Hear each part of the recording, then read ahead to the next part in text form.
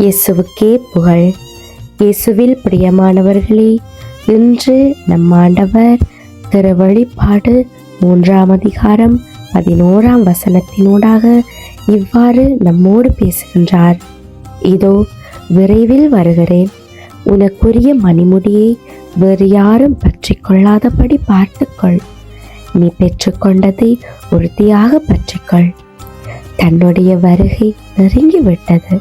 விசுவாசிகள் தங்களுடைய நம்பிக்கையையும் விசுவாசத்தையும் உறுதியாக காக்கும்படிக்கு இந்த வார்த்தையினூடாக ஆண்டவர் நமக்கு தெளிவாக தெரியப்படுத்துகிறார். உலக சோதனைகள், கஷ்டங்கள், பொய்யான போதனைகள், மனச்சோர்வு இவை அனைத்தும் ஒருவரின் விசுவாசத்தை தளரச் செய்யும்.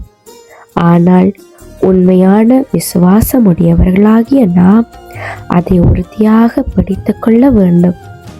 நாம் பெற்றுக்கொண்ட நம்பிக்கையையும் கிருபையையும் சத்தியத்தையும் ஒரு நாளும் கைவிட்டுவிடக்கூடாது. உலகம் எப்படி போனாலும் கிறிஸ்துவின் வார்த்தையையும் நம்பிக்கையையும் பிடித்து கொள்ள வேண்டும்.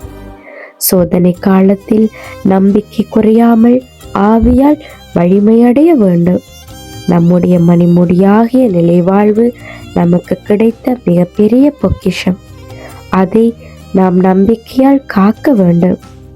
உலகம் நம்மை கவரும், சோதனைகள் நம்மை தளரச் செய்யும், மனச்சோர்வும் பயமும் நம் நம்பிக்கையை பறிக்க முயலும். ஆனால் இயேசுவுக்காக நாம் வாழ்ந்தால் அவர் நம்மை காப்பார். நம் நம்பிக்கையின் பயணம் ஒரு நாளும் வீணாகாது. விழித்திருந்து ஆண்டவரிடம் ஜெபம் செய்வோம். விசுவாசத்திலே உறுதியாக நிலைத்திருப்போம். ஆமேன்.